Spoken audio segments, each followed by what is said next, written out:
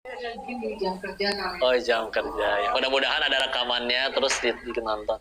Karena emang agar jangan sampai ya tadi ya 14 ya. Dari 17 percakapan antara ayah dengan anak justru lebih besar porsinya. Sehingga kalau misalkan ada ayah yang bisu ya, pulang tuh yang penting udah ngasih duit selesai we urusan gitu ya. Oh, bukan itu yang diharapkan oleh Al-Qur'an. Percakapan. Yuk kita intip sebagian dari percakapannya. Ya. Contoh, Quran surat kedua Al-Baqarah ayat 133. Ya.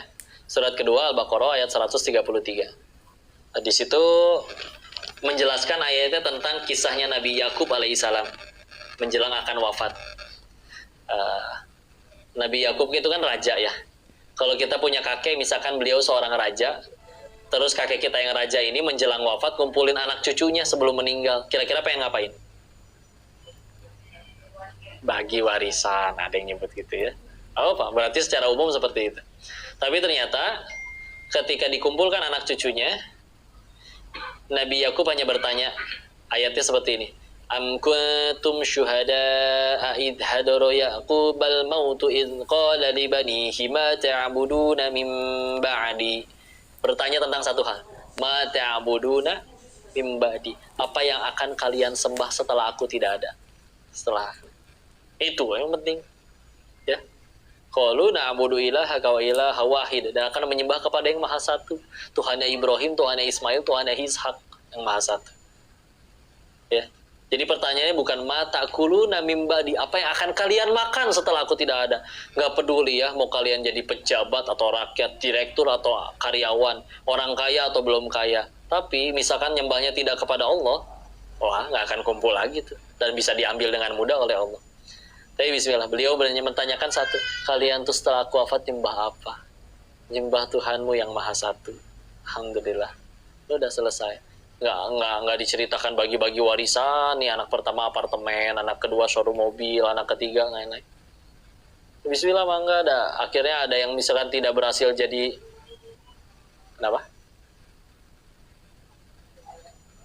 Oh, mangga. Oh iya. Yo, kirain si Dio. Alhamdulillah makin menambah pemudanya. Alhamdulillah ya. Masya Allah. Tadi ya, mata abuduna mimbadi. Kalau kalian nyembah apa? Ya, ini jauh lebih penting. Ya. Berarti tadi bicaranya tentang ketauhidan. Masya Allah. Ayat yang lain misalkan. Tadi Nabi soalnya kok ada nggak yang bukan Nabi? Ya udah, Quran surat 31. Luqman. Dari 34 ayat, ada nasihat untuk anak-anak beliau, dimulai dari ayat ke-13. Ya. Dari ayat ke-13, nasihat paling pertama dari sekian banyak nasihat yang baik, nasihat yang paling pertama ternyata adalah la tusyrik billah inna syirka la zulmun azim. Jangan menyekutukan Allah, sesungguhnya kesyirikan itu adalah dosa, kezoliman yang amat sangat besar. Tauhid lagi yang diajarin. Kalau baca tafsiran tentang surat Al-Luqman, ada ahli tafsir berpendapat bahwa Luqman itu diriwayatkan secara fisik beliau izin mohon maaf ya, sebagaimana orang Afrika berkulit gelap, keriting, jadi tidak dianggap elok oleh orang-orang di sekitarnya. Udah gitu anak-anaknya diceritakan dulunya musyrik semua. Tapi Allah berikan hikmah kepada beliau, diajarkan dengan baik, nasihatnya dari ayat 13 tersebut sampai selanjutnya. Akhirnya ya udah, sampai Allah abadikan di dalam Al-Qur'an untuk jadi contoh. Dan apa nasihat pertamanya? Tauhid. Nah, kadang ada cara sederhana yang ngajarinnya, anaknya misalkan minta jajan, minta permen gitu ya. Udah gitu, ada permennya udah dibeliin, udah di kulkas, udah tinggal kasih. Tapi dibilang, nak, gak bisa, mau permennya banyak, permennya di depan mata, seluruh orang-orang ngebantu kamu, nak, untuk kamu bisa beli permen. Kalau Allah gak kasih izin, gak akan nyampe permen itu ke tangan kamu. Yuk minta sama Allah ya. Berdoa. Saya meskipun dia ngangkat tangan cuma, ya Allah mau permen ya Allah. Begitu akhirnya dia nyebut nama Allah, silakan keluarin dari kulkas. Nih ternyata ada hadiah, gitu kan? Gini hasilnya kalau berdoa kepada Allah. Nah kadang kita insya Allah udah kasih, yang penting biar nggak rewel. Akhirnya anaknya kan ngegantungnya jadi nggak ke Allah, ngegantungnya jadi ke ayahnya atau ke ibunya. Suatu ketika akhirnya dia harus ketemu peraturan, di mana di peraturan di tempat tersebut ayah ibunya nggak bisa bantu, berontak. Jadi Darut Tauhid di pesantren kami dulu, 95% dari anak-anak yang bermasalah, 95%-nya berasal dari latar belakang yang sama. anak yang di rumahnya dijadikan sultan, ya, salah nggak pernah dimarahin, malah pembantunya yang dipecat, ya. Jadi ketika harus dia ketemu peraturan nggak bisa mentok. Sedangkan mau nggak mau Allah sendiri yang sebagai pemilik bumi ini punya aturan, ya. Jadi ada kira-kira ya, Nabi akhlaknya mulia, akhlaknya bagus.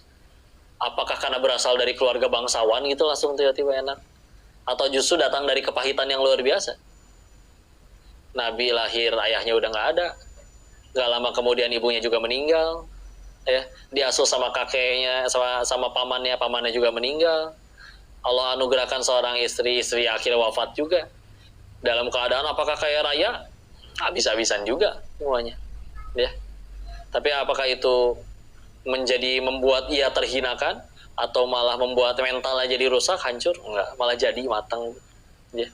Karena kalau nggak ada pelajaran seperti itu, nggak ngerti apa yang namanya tawadu, apa yang namanya amanah, apa yang namanya sabar, apa yang disebut ikhlas.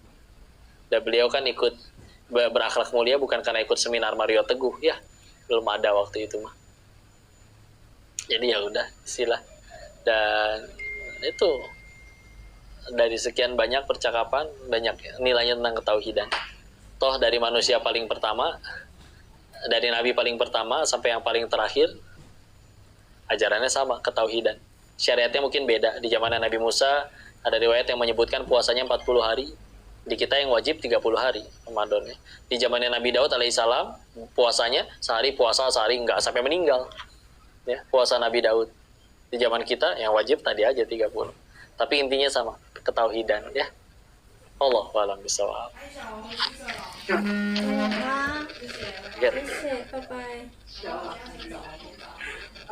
Mungkin dari teman-teman atau adik-adik nih bisa mewakili, ada yang mau tanya atau diskusi dengan ini. Tapi sebelumnya kakak tertua dulu mau tanya. Meni ditegaskan. Assalamualaikum. Waalaikumsalam warahmatullahi wabarakatuh. Kedengeran nggak apa-apa? Gitu juga. Waalaikumsalam warahmatullahi wabarakatuh.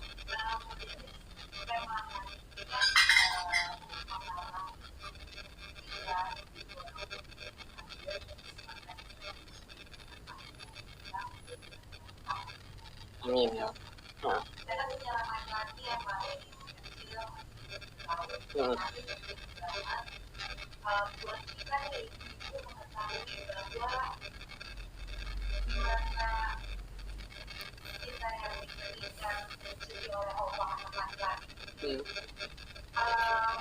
Ada yang bilang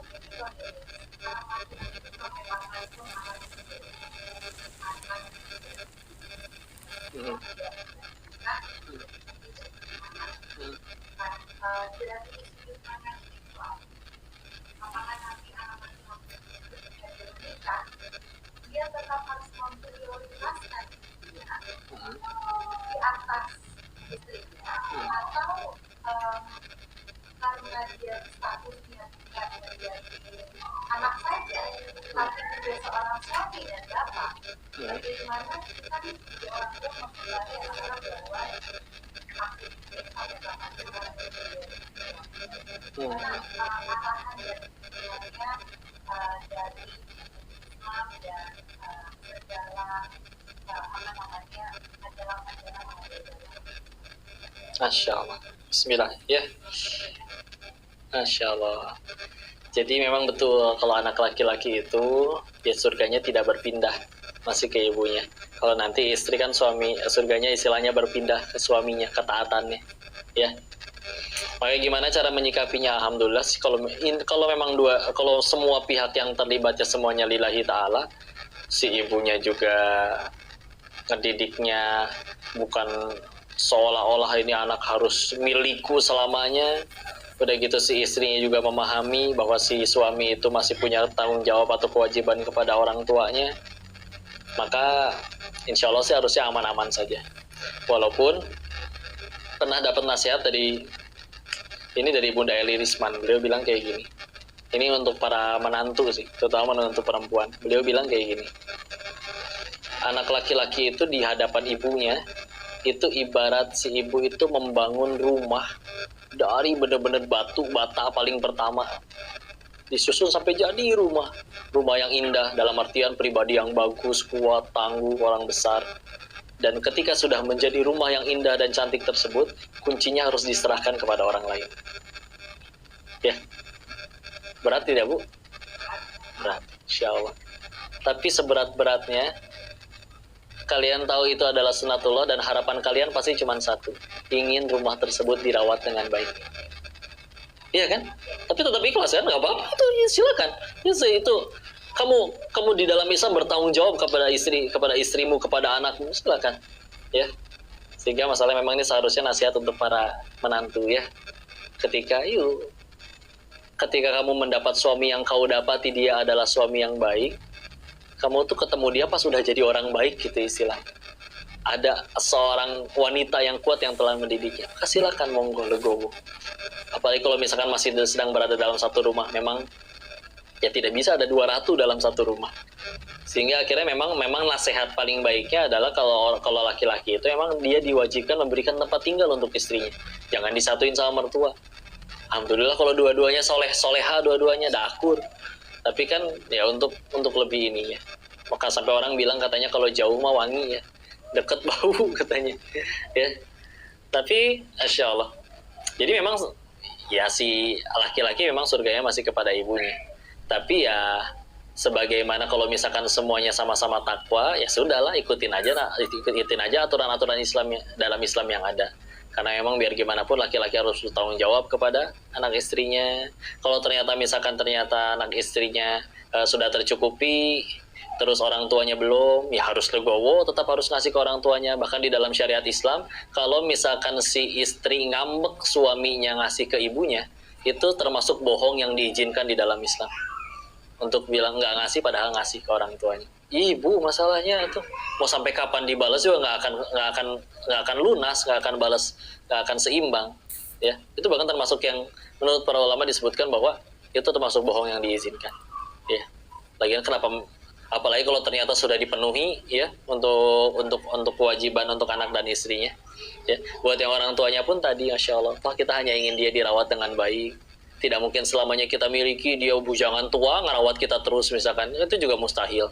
Ya, toh akhirnya kan ujung-ujungnya yang penting kumpul sama-sama di surganya Allah. Ya, jadi ya solusi paling baiknya memang semuanya lillahi ta'ala sih. Kembali kepada Allah, niatnya yang penting jadi amal soleh, tidak hanya sibuk karena kalau semuanya masih pakai kacamata, mana hak, mana kewajiban, mana tuntutan, mana yang baik, ini harusnya kewajibanmu, ini adalah hakku, nggak akan ada ujungnya. Karena manusia tidak sempurna. Tapi kalau dari awal dilihatnya bukan dari sudut pandang itu, sudut pandang yang mengejar ridhonya Allah, pas lagi ada salah paham, jadi kepahitan, gugur dosa. Pas lagi kemuncul baiknya kita syukuri, jadi ladang pahala dengan syukur. Berarti kan dapat pahalanya iya, penggugur dosanya iya. Bukankah itu dua tiket utama ke surga? Kita perlu pahala, kita perlu penggugur dosa. Ya sok ya tuh. Kalau kita masih serba egois, serba ngambek-ngambekan terus melulu, ya kadang harus bertanya jujur dalam hati. Bisa jadi selama ini kita emang belum pengen surga aja. Nah, kadang bisa jadi ada dosa yang belum bisa terhapuskan karena ibadahnya segitu-gitunya, mungkin sholat mungkin seling rupa rokaat dan lain-lain ya. Tapi kadang cita-cita nggak nanggung, aku mah pengen surganya tetanggaan sama Nabi. Malaikat pun mungkin geleng-geleng, amalannya apa ini orangnya. Tapi Allah pengen ngabulin, tahu-tahu dapat menantunya gimana ya. Atau si menantu tahu-tahu dapat mertuanya seperti apa. Jadi kadang masalah itu nggak usah diapa-apain sih. Tinggal ganti sudut pandang, selesai urusan. Sudut pandang yang ngejar Allah istilah. Kalau sudut pandangnya belum ngejar Allah, apapun masih rugi pasti nantinya. Ya. Karena sebetulnya semuanya udah saling sama-sama tahu. Iya, anak itu surganya laki-laki masih di ibunya. Terus si istri gimana, tenang, Islam juga ngatur, kalian punya hak juga. Tapi jangan samalah jadi dibentur-benturkan mana yang harus lebih diutamakan. Laki-lakinya kalau bisa, aku mah pengen dua-duanya bahagia. Kenapa malah dua wanita yang paling kusayangi malah bertengkar sih? Oh malah punten ya, sehappy apapun hari tersebut di luar dia naik gaji, dia naik jabatan, tapi di rumah dua wanita tersayangnya bertengkar, stres, hilang semua kebahagiaan. Ya. Kadang-kadang laki-laki mah dirinya menderita tapi terbayarkan ketika ngelihat orang-orang yang disayang tersenyum. Ya. Di luar dia mendapat kebaikan, ketika orang yang disayang bersedih, udah hancur lagi dunianya. Ya laki-laki segitunya kalau udah sayang sama orang, ya. apalagi ini ibunya dan juga istrinya. Masya Allah. Wallahu a'lam bishawab. Masya Allah, alhamdulillah. Gimana, Kanisha? Kalau ada yang milih yang mau menikah dulu pada usia yang cukup dengan alasan dia pengen lulus, Iya. itu bijaksana nggak sih? Atau bijak sini. Karena bijaksana maksudnya emang umurnya udah 40-an ke atas, Iya. dan ibunya pun tidak larang, Iya. tapi dia memilih untuk mau total Iya. Maka kita izin diulang pertanyaannya ya, biar yang ini yang di online juga bisa ini. Ya, bagaimana kondisinya jika ada seorang laki-laki yang usianya sudah cukup, tapi menunda pernikahan, menunda untuk menikah karena ingin merawat ibunya, padahal ibunya juga tidak melarang dan lain-lain ya, tadi seperti tadi. Maka kita kembalikan dulu ke hukum asal menikahnya itu dulu. Salah satu pendapat yang paling kuat, hukum asal menikah itu aslinya adalah sunnah. Jadi tidak kewajiban. Imam Nawawi sendiri pun tidak menikah. Tapi memang usianya habis dengan menuliskan kitab-kitab ilmu yang sampai sekarang masih jadi pelajaran berharga buat kita. Hadis Arba'in Nawawi, Riyadus Shalihin, ya, Syarah Hadis Muslim, ya. Jadi bukan kewajiban. Dan hukumnya bisa berubah, bahkan bisa menjadi haram bagi sebagian orang.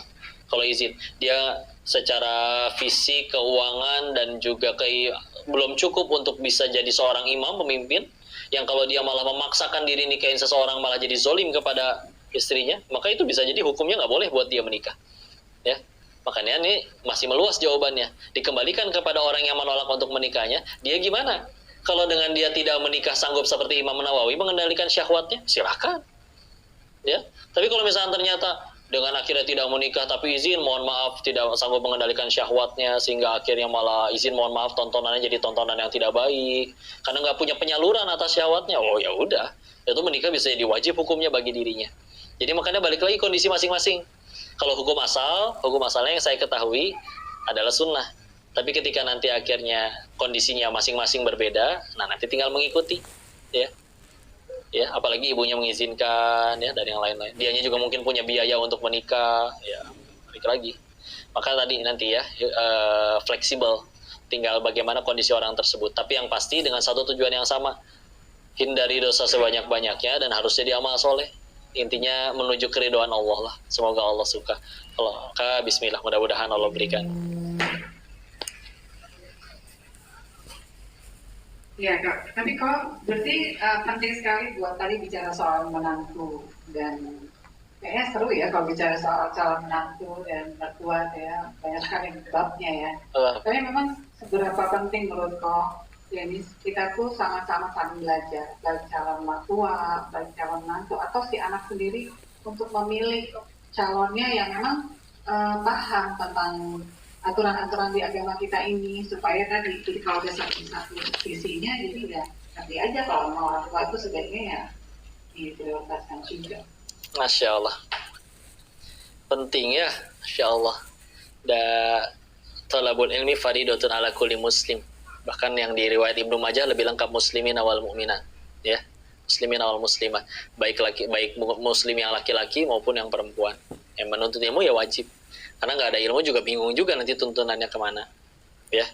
Makanya salah satu keuntungannya Islam tuh udah lengkap syariatnya, baik terkait perkara memilih jodoh juga udah ada aturannya. Tapi sederhananya gini lah ya, kita pengen semuanya serba baik-baik saja, baik pernikahannya, baik hubungan dengan orang tuanya, maupun nanti meluas bisnisnya, apapun segala macam. Bisa semuanya jadi baik-baik saja adalah dengan pertolongan Allah. Maka alangkah aneh kalau kita ingin mendapatkan kebaikan tersebut tapi tidak dengan jalan yang Allah ridho.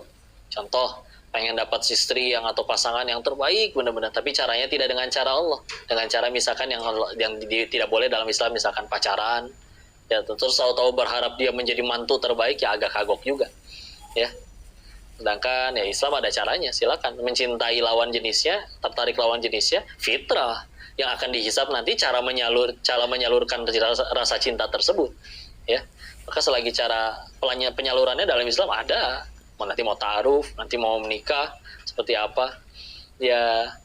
Makanya sebelum nanti akhirnya ke teknis, bicaranya harus dengan satu sudut pandang yang sama dulu, ngejar Allah, ngejar ridha Allah.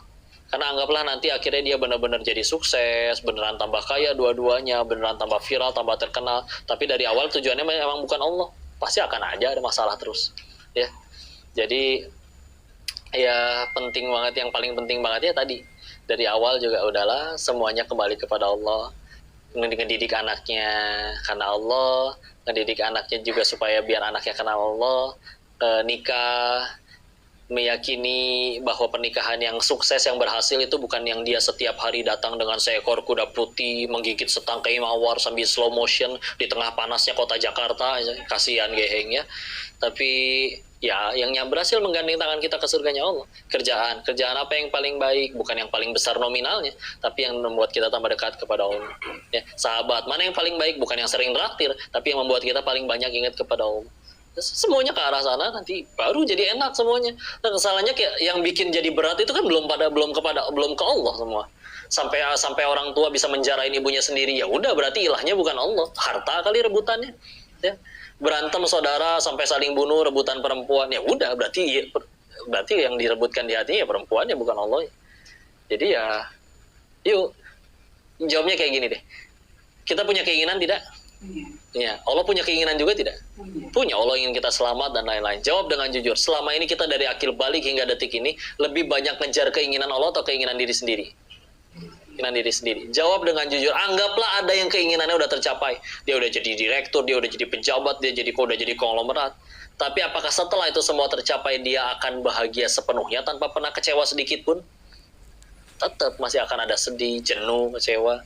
Terus perlu berapa kali patah hati, sakit hati dan kecewa lagi baru kita sadar bahagia itu bukan pada apa yang kita suka, tapi pada apa yang Allah suka. Mau ngejar apa lagi? So, pernah ngelihat orang kaya stres? Pernah ngelihat pejabat yang masih nyuri dari rakyatnya? Pernah ngelihat yang pasangan tampan cantik rupawan masih selingkuh? Kalau emang itu semua sumber kebahagiaan mah, tuh kenapa mereka masih kayak gitu sih? Ada satu jenis orang saja yang nggak pernah kayak gitu. Ya orang tadi yang benar-benar di hatinya hanya Allah saja. Ya, apa pernah kita dengar orang soleh asli terus berkata, saya sampai kapan ya hidup damai tenang kayak gini? Kayaknya enakan diazab deh. Nggak ada. Ya. Padahal untuk dapat ketenangan itu tadi, menurut orang dia bodoh. Dia ninggalin jabatannya, dia ninggalin uang segitu banyak, hanya demi Allah itu yang tidak terlihat. Ya. Beda sudut pandang, beda ilahnya doang. Ilah di hatinya. Kadang-kadang makanya masalah tuh nggak usah diapa-apain. Semudah kita ganti sudut pandang, selesai urusan. Sudut pandang apa yang bikin selalu untung? Ke Allah lah. Ya Allah mah nggak pernah merugikan siapapun. Ya. Allahu a'lam bishawab. Penting sekali jadi kita memperkuat tauhid kita ya. Mungkin ada lagi dari teman-teman sebelum kita tutup kajian hari ini. Kalau nggak ada, ini pertanyaan terakhir. Ini kan kita bicara soal pemuda penangguh zaman. Iya. Koko Denis insya Allah adalah salah satu kader. Banyak dosanya sih Koko. Allah quwata illa billah. Mungkin kita mau dengar lagi sedikit apa peristiwa secara singkat mungkin ya, atau singkat dan dalam, apa yang membuat Koko Denis lalu setelah melakukan banyak hal di luar sana sudah, kalau orang lihat udah happy lah ya, kalau pasang mata lah tiba-tiba sekarang adalah memutuskan untuk menjadi kader penangguh agama di jalan Allah SWT. Mungkin bisa memotivasi kami juga dan juga anak-anak yang ada di sini. Silakan Kok. Amin ya Allah. Ya. Jawabannya silakan di YouTube ANP Amal. Udah saya jelaskan lengkap ya, atau di podcast sana Bun. Tapi Masya Allah ya, sederhananya mah semua kan pengen tenang, pengen bahagia ya. Yang sendiri ini lihat di Thailand adalah melihat semua hal yang kata orang sumber kebahagiaan. Diri ini udah nyobain, bahkan sekeliling ada yang punya lebih banyak, tapi nggak bahagia juga. Ujungnya gitu lah ya. Terutama izin tadi memang saya belokkan arah percakapannya jadi ke arah orang tua ya, karena banyakkan ibu-ibu. Karena salah satu yang paling dirasa hilang oleh mereka di sana tuh. Mereka orang-orang yang penghasilannya misalkan kayak 8 miliar sebulan, dan itu sesandar, ada yang lebih jauh lagi juga. Tapi yang hilang kadang mereka tuh ngerinduin kayak gini, kumpul di ruang tengah bareng anak, bareng cucunya, dikelilingin anak cucunya. Saya pas mereka nyeletuk kayak gitu, yang di Indoge udah kayak gitu, tapi karena nggak punya kamar lagi, ya. Mereka mah karena saking besarnya, saking uang bukan masalah, anak kita bosan ke warung Bu jajan. Anak mereka bosan ambil tiket, ambil handphone, beli tiket ke Singapura. Nggak bawa apa-apa, beli baju di sana, beli koper di sana, saking uang bukan masalah. Anaknya ada yang misalkan kuliah di mana di luar negeri, tapi ketika akhirnya ngelihat ada satu momen yang kayak si orang yang habis membanggakan semua itu tadi ngelihat di seberangnya, di ya kalau di kita mah tenda pecel lele gitu ya, ngelihat ada di situ seorang ibu yang makan disuapin sama anaknya, pengen jeruk dikupasin, serabut putihnya pun dibersihin sampai bersih, diarahkan langsung ke bibir si ibunya. Itu mupengnya si bos bandar judi itu lebih mupeng daripada kayak orang misalkan belum pernah punya mobil terus pengen punya mobil. Misalkan orang belum pernah punya mobil, datang ke pameran Gias gitu ya, mobil semua, wah bagus, tapi masih ada harapan, mudah-mudahan gue ke depan sukses bisa kebeli. Mereka ngeliatnya tuh kayak pandangan, gue udah kayak gini, tapi kok itu masih nggak sanggup gue gapai juga ya, apa yang salah? Cerita akhirnya, anak yang di luar negeri gimana? Oh terakhir nelpon bulan lalu, itu dia minta duit. Minta duit nggak nelpon. Yang itu yang sering jalan-jalan ke luar negeri, padahal kan masih tinggal serumah. Di rumah saking gede rumahnya, di kamar fasilitasnya udah lengkap, gak pernah keluar kamar. Pernah datang ke rumah ke mereka gitu ya, datang barengan sama ojek online, bawa makanan 2, masing-masing bawa 1. Kenapa kalian gak bareng aja? Sumber sama, tujuan sama. Ternyata si kakaknya mesen dari kamarnya, si adik mesen dari kamarnya, saking masing-masingnya gitu ya. Jadi kumpul di rumah gak pernah ketemu sama anak-anaknya sendiri juga. Apalagi kayak tadi ngelakuin kayak gitu. Kadang-kadang hilang bagian itunya kan. Kadang jujur ya, kadang ada orang berkata, anak saya emang gak usah terlalu sering ngaji lah, orang cita-citanya gak pengen jadi ustadz. Yakin ngomong kayak gitu? Insya Allah. Emang ngaji kewajibannya ustadz doang? Enggak, insya Allah. Ya, atau dibalik deh kayak gini misalkan. Ini sampai ada kisah kayak gini, insya Allah. Diajak, oke akhirnya ngaji di mana? Oh sama tetangga, gak usah jauh-jauh tuh. Kita punya uang, datengin aja gurunya. Ya udah tuh ada tetangga mau ngajarin. Berapa biaya ngajarin ngaji sama tetangga tersebut? Ya 500.000 sebulan. Mahal amat katanya ya. Kadang sakit hati tuh ngedenger yang kayak gitu, Masya Allah. Di luar sana paut-paut orang ngajarin Iqra dibayar cuma 250.000 sebulan. Pengen ngejambak gitu ya, bukan rambutnya, bibirnya saya jambak sekalian ya. Tapi soalnya kayak sampai ada salah seorang ustadz, dia ngajar ngaji anak orang mampu gitu ya, dikasihlah 2 juta sebulan. Suatu ketika lagi liburan, anaknya ngajakin, Sat, yuk ke villa yuk bareng. Oh, punya villa keluarganya, berangkat di villa. Di villanya ternyata miara anjing. Anjingnya teh lucu, bisa loncat, suruh loncat, duduk, salaman, suruh narik angkot ya. Enggak itu mah ya. Ditanyakan, kok anjingnya bisa lucu begini? Oh, ada lesnya. Anjing ada lesnya ya? Iya ada. Ya. Berapa biaya les anjing? Dijawab 8 juta. Sakit hati ya. Guru ngajinya 2 juta, 8 juta. Besok-besok nggak mau ngajar lagi. Kok nggak datang ngajar ngaji? Iya, enakan ngajar anjing katanya. Ini ya walaupun dagelan tapi kejadian. Di Bogor ada bimbel. Lembaga bimbel. Spanduknya gede dari jauh, tulisan 80 juta. Kelihatan dari dekat, apaan tuh 80 juta? Oh biaya persiapan belajar masuk surga kali ya, makanya semahal itu. Enggak, taunya masuk PTN, perguruan tinggi negeri. Ada tanda bintangnya kecil di angka 80 jutanya bun. Biasa kan suka ada keterangan gitu ya, tanda bintang. Nah bintang kecil di bawahnya ada tulisan, itu pun belum tentu lulus. Iya dong, yang nentuin kan kampus. Tapi tetap ada yang bayar. Katanya nggak mahal buat masuk kampus negeri 80 juta teh. Tapi giliran untuk yang masukin anaknya ke surga, mahal katanya 500.000 sebulan. Izin ya. Ini sampai kejadian waktu saya mampir ke rumah nenek, ayah saya sama cicinya ngobrol tentang teman mereka zaman dulu yang paling kaya. Mana ya si Fulan? Udah meninggal nyadis busuk 7 hari mayatnya di kos-kosan kecil pinggiran kota. Loh, kok di situ orang anak-anaknya masih pada kaya? Dulu kan dia paling kaya. Iya, orang anak-anaknya yang naruh bapaknya di situ. Loh, kok bisa begitu? Saya mau coba harus ada ibroh nih dari kobrolan mereka. Ternyata salah satu yang saya simpulkan, si bapaknya ini dulu suka ngajarin satu hal ke anaknya. Ajarannya adalah, nah kalau gaul sama orang gak jadi duit, gak usah kenal sama yang kayak gitu. Buang-buang waktu. Nancep bu ajarannya ke anak-anaknya bu.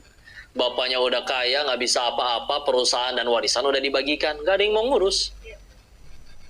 Kata bapaknya gitu kan, kalau nggak jadi duit jangan kenal. Ya udah sewain aja kontrakan tuh kosan 700.000 pinggiran kota, pembantu kita jenguk seminggu sekali. Ketika salah satu pembantunya jenguk, udah nyaris busuk 7 hari. Air kencing menggenang, sampah berantakan, namanya orang tua sakit tinggal sendirian. Dan demi Allah yang membunuh si bapak itu bukan masa tua atau penyakitnya, tapi dibuang oleh dibuang oleh anak yang dulu ia bangga-banggakan. Masih nggak mau ngajarin anaknya ngaji. Sok ya, orang akhirnya anak itu jadi konglomerat hebat, sukses semuanya gitu ya. Tapi kalian diperlakukan sebagaimana film azab Indosiar, mau? Enggak kan? Masih berani dibanggakin?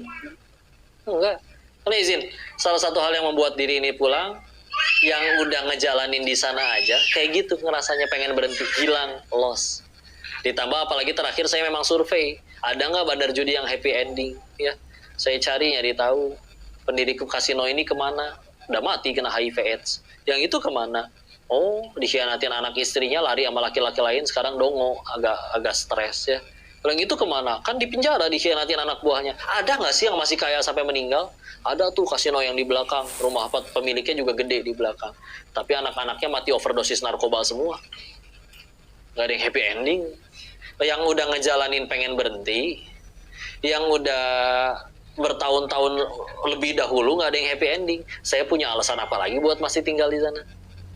Dan ketika akhirnya tahu harus pulang tapi nggak punya cukup nyali ninggalin uang sebanyak itu, ya udah Allah titipkan ada video yang kami tonton di kasino itu padahal mungkin satu-satunya orang yang nonton pengajian di kasino, ada video Agim tentang rezeki. Kalau kamu masih takut sama rezeki padahal udah gede, ya kalah dong sama janin. Coba janin dalam perut ibunya bisa apa, Bu? Sholat nggak bisa, kerja nggak bisa, nyampe nggak rezeki bagi si janin tuh? Akhir si janin tumbuh besar, ibunya makan apapun ya. Ya, itu janin yang nyari rezeki atau rezeki yang datengin janin? Kita sekarang sibuk mikirin rezeki, itu janin otaknya belum jadi aja rezeki udah datang. Boro-boro bisa mikir, ya. Terus kamu udah gede, bisa kerja, bisa minta, bisa sujud pada Tuhanmu, segitu ragunya sama Allah, segitu takutnya sama rezeki. Kayak digampar gitu, Bun. Pulang ambil tutup YouTube-nya, pesen tiket pulang. Hal semasuk akal itu kok saya nggak kepikiran, aslinya itu saya tuh bodoh sampai hal seperti itu nggak kepikiran. Pulang udah baru mulai belajar ngaji sampai sekarang. Ya kan Ustadz ya, aslinya kayak masih santri ini mah. Tapi ya sedikit lah itu yang kami rasakan di sini. Wallahu a'lam bishawab. Mudah-mudahan bisa menjawab pertanyaannya. Jadi kalau kalian bilang bukan Ustadz dan masih santri, tapi alhamdulillah apapun yang dilakukan insya Allah banyak memberi manfaat buat kita semua pastinya. Ya, itu teman-teman semua ya. Jadi Koreanis, sekali lagi terima kasih banyak. Mungkin juga ini kita sudah mau masuk ke waktu maghrib. Mungkin Koreanis bisa kasih sedikit tips buat teman-teman dan anak-anak kita khususnya remaja untuk semangat ibadah, khususnya meningkatkan tauhid kepada Allah. Dan memohon Koreanis untuk menutup kajian ini dengan doa. Insya Allah salah satu anak kita, Abang Dian, akan berangkat kembali ke negara Inggris untuk kerja di sana. Jadi mohon doa, ibunya minta khusus didoakan. Mungkin bukan cuma buat abang, juga buat anak-anak lain yang ada di sini, yang hampir sama usianya, sekitar 20 ke atas, dan mereka sedang mau masuk ke masa yang selanjutnya. Mulai bekerja, mulai praktik kerjanya, lalu ada yang mulai kerjanya juga mudah-mudahan makin mantap, bisa bekerja di tempat masing-masing, tetap dengan ketahuan yang lebih kepada Allah. Amin ya Allah. Silakan. Kapan berangkat? 6 Juni, Masya Allah. Berkah ya, semoga dimudahkan selalu segala urusannya, Masya Allah. Baik, tadi sudah bicaralah tentang ketauhidan. Saya pengen bahas satu esensi lagi ya. Yang kedua adalah ilmu ya. Orang bilang masalah paling besar kemanusiaan itu adalah kemiskinan, kelaparan, atau kriminalitas. Enggak. Yang lebih mengerikan dari itu adalah ketidakadaan ilmu dan ketidakinginan mencari ilmu. Ya. Ilmu itu membuat kalian didengarkan seperti mahkota yang tidak terlihat, membuat ucapanmu didengar dan nasihatmu ditaati. Ilmu itu ibarat harta yang ringan dibawa dan tidak bisa dicuri. Kita punya emas 1 ton ribet, bawanya ribet, dicuri takut. Ibu nggak bisa dicuri. Apakah ada seorang ulama yang jalannya tengkleng, kepalanya berat sebelah gitu? Kenapa Kenapa Ustaz? Iya kebanyakan baca kitab jadi berat kepalanya. Nggak ada. Ya. Mau tidur dicuri, dicolokin flash disk gitu di kupingnya, nggak bisa. Ya. Ilmu itu Insya Allah menentukan kita juga ke depannya jadi apa. Ada orang berusaha untuk nuntut semua. Setiap hari nyebar CV 30 perusahaan, tapi lupa untuk meningkatkan nilai pada dirinya. Ya udah, ketika kau terima sebulan pecat karena nggak ada skill. Yuk, kami kenal seorang yang memang dia fotografer, tapi setiap hari sibuk memperdalam ilmunya, nggak pernah nyebar CV sama sekali. Dicari itu sama orang. Pak, pengen nikah dipoto sama bapak. Kapan, Neng? Bulan depan. Maaf, jadwal bapak penuh 2 bulan kemudian. Gak apa-apa, Pak. Saya ganti nikahnya 3 bulan lagi. Yang penting difoto sama bapak. Saking ku ahli. Untung cuman ganti tanggal, bukan ganti calon. Ya. Alhamdulillah. Oke, ilmu beneran. Keras sama diri kita sekarang. Nanti dunia datang dengan lembut kepada kalian. Kalau kita lembek sama diri kita sekarang, yang lain kayak belajar, yang lain kayak nggak ngaji, yang lain juga nggak ngapalin. Ya. Dunia yang akan datang dengan keras menegur kita. Dengan pahitnya kelaparan, pahitnya pengangguran, pahitnya dihina sama teman-teman pas reunian. Walaupun bukan itu tujuan kita ya. Tapi ya begitulah ya. Kata Imam Syafi'i, kalau tidak tahan pahitnya belajar, maka harus tahan perihnya kebodohan. Ya. Istilah, pakai ilmu naik derajat. Yarfa'illahu ladina amanu minkum waladina utul ilma darajat. Allah naikkan derajat orang-orang yang berilmu. Ya. Diri kita yang sekarang menentukan apa yang akan terjadi di masa depan. Kejar aja, itunya ilmunya dikejar, Allahnya dikejar. Kalau pengen nangkap ayam jangan dikejar, capek. Taruh makanannya, ayamnya datang tutup. Ya. Kalau pengen ngejar kupu-kupu jangan dikejar, dan dia bisa terbang, kita nggak bisa. Tanam bunga yang indah, datang kupu-kupunya. Gak cuman kupu-kupu, capung, nyamuk DBD datang semua. Ya. Maksudnya apa? Ya udah, jadikan diri kita baik, hebat dengan ilmu, takwa, prestasi. Dunia yang datang ngejar-ngejar beneran. Bertekuk lutut di hadapan kalian dunia. Ya, pakai ilmu, ya. Dan ringan dibawanya. Ada orang kagum sama orang yang punya harta, repot bawa hartanya. Pakai ilmu, bismillah ya. Kita tutup dengan doa. Tundukkan hati dan kepala kita sejenak. Allahumma salli ala sayyidina wa habibina wa syafiina maulana Muhammad wa sallim radhiyallahu tabaraktahu ta'ala an kulli sahabati rasulillahi ajmain. Bismillahirrahmanirrahim. Hamdan syakirin, hamdan na'imin, hamdan yuafi ni'amahu wa yukafiyu mazidah. Ya Rabbana lakal hamdu kama yanbaghi li jalali wajhikal karim wa azimi sultanik. Allahumma salli ala sayyidina Muhammad wa ala ali sayyidina Muhammad. La ilaha illa anta subhanaka inni kuntu minal zalimin. Allahumma ighfir lil muslimina wal muslimat wal mu'minina wal mu'minat al-ahya'i minhum wal amwat. Allahumma ighfir lana wa liwalidayya warhamhuma kama rabbayana shighara. Ya muqallibal qulub tsabbit qulubana 'ala dinik. Allahumma a'inna 'ala dzikrika wa syukrika wa husni ibadatik. Rabbana atina fid dunya hasanah wa fil akhirati hasanah wa qina adzabannar wa adkhilna jannata ma'al abrari aziz ya ghafar ya karim ya rabbal alamin. Subhana rabbika rabbil izzati amma yasifun. Assalamun ala mursalin walhamdulillahi rabbil alamin. Udah azan ya. Mohon maaf lahir batin, jika ada kesalahan seluruhnya murni datang dari diri ini, tolong dimaafkan dan dinasehati. Jika ada kebaikan pasti dari Allah dan kita bersyukur kepadanya. Billahi taufiq wal hidayah. Assalamualaikum warahmatullahi wabarakatuh. Waalaikumsalam.